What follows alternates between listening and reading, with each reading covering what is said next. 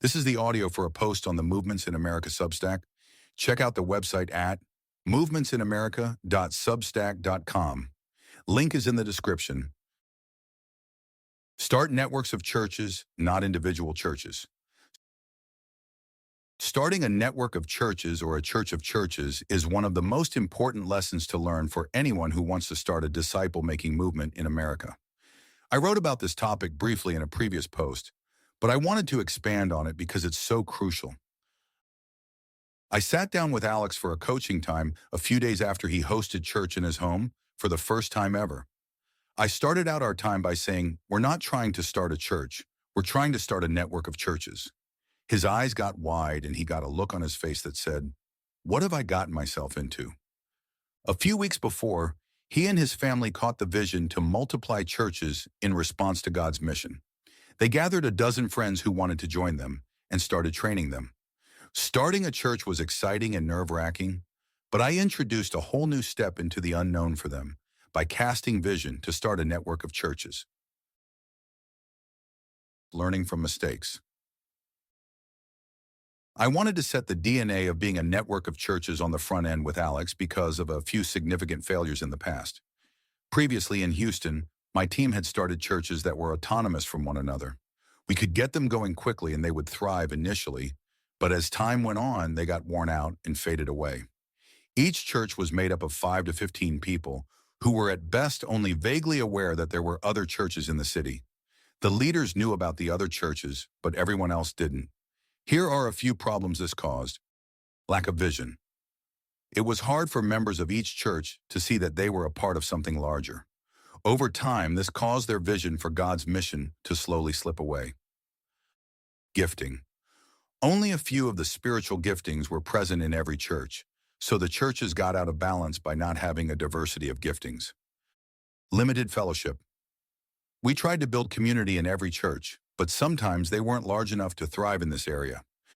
Difficult to overcome discouragement. Points of discouragement come to every church, but it was difficult to overcome these seasons without other believers giving support. These and other issues could have been overcome if we had intentionally networked the churches together. I knew this because Eyes on Me had already modeled what it looked like to have a network of churches in Houston. Here's what I learned from them. Common name. This is one point that I thought was so lame when I first heard it. Eyes on Me would use Out-the-Box Church, OTBC, in the name of all their churches. OTBC Sunnyside, OTBC Fifth Ward, OTBC Brookshire. I rolled my eyes whenever I heard this until I saw that there was a common name used across the churches in the New Testament. Acts says that Christians are a part of the way 5 times. Paul even says, I worship the God of our ancestors as a follower of the way, which they call a sect. Acts 24:14. Paul identifies so closely with the way that he claims to be a follower of it. From this insight, Alex and his church chose a name that could be adopted by other churches that God would start. A little later, we joined Movement Network, and a lot of the churches in our network put MVMT in their name. Even if they choose not to put MVMT in their name, they still identify with Movement Network. This common name creates a tribal identity that makes people feel like they are a part of something larger. It is a flag they can raise to champion. Feeney talks about this with the KC Underground guys in a recent podcast that you should check out to explore this idea further. Teaming in the mission. Eyes on Me would have their leaders and churches team up for common outreaches and training times. They would show up with many friends to these events and collaborate with the other churches in the network. Churches in the Bible would also call on other churches to help in the mission. When Philip saw several come to Christ in Samaria, he asked Peter and John to come from Jerusalem to help. Acts 8:4-25. When unnamed disciples started the church in Antioch, Jerusalem sent Barnabas to help them out, and he got Paul from Cilicia to work with him. Acts 11:19-30. On Paul's second journey, he picked up Timothy, who had already been ministering around the Galatian region. Paul and Timothy would team up throughout that and subsequent journeys. Acts 16:1-5. By the end of Paul's third journey, he was traveling with teammates from 5 different cities and regions. Acts 24. Now, Movement Network focuses on how we can plan to reach out together and support one another. We pray for one another's mission activities, problem solve together, go sharing the gospel together, do events with intent together, and coach new leaders together. Common giving. Because Eyes on Me started as a nonprofit ministry before they ever started a church, they already had a giving platform to point people to. This proved to be a much better way to pool giving to support the work together. Likewise, churches in the Bible would send donations to one another to help with physical needs in the mission of God. Multiple churches sent donations to the Judea church for famine relief. Acts 11:28-30, 1 Corinthians 16:1-4. The church in Philippi gave to support Paul's ministry. Philippians 4:10-20. John encourages churches to support missionaries who are traveling around spreading the truth. 3 John 1:5-8.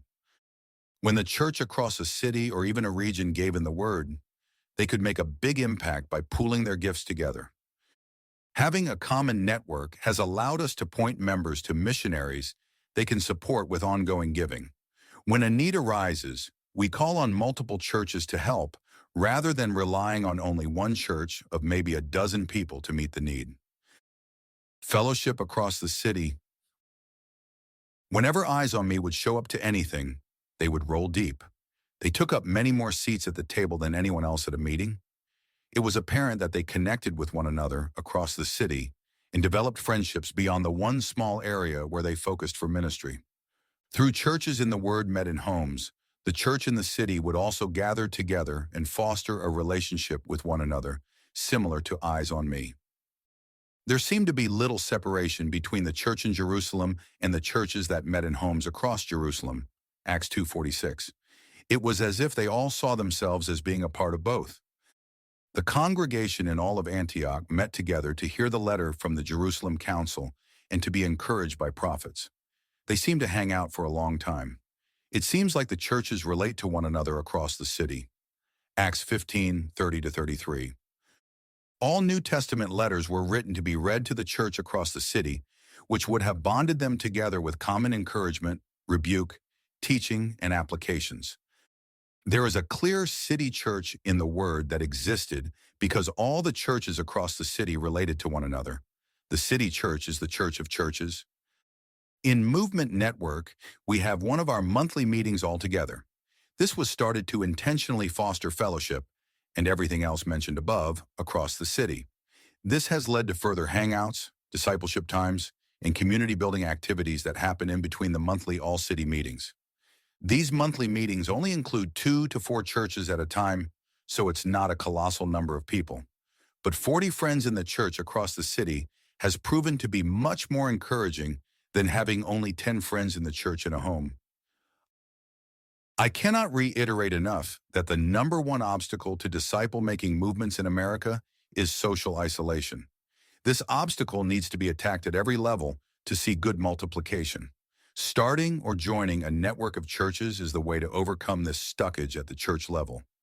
Consider how you can foster a church of churches where you are at. Thanks for listening. Be sure to pick up my book, Movements in America, on Amazon and Audible if you want to learn more about how God is multiplying disciples and churches around the United States. The link is in the description. Subscribe to this podcast and my Substack to stay up to date with my latest posts. One of the best ways to support this work is by leaving a 5-star review of this podcast. Thank you for the help.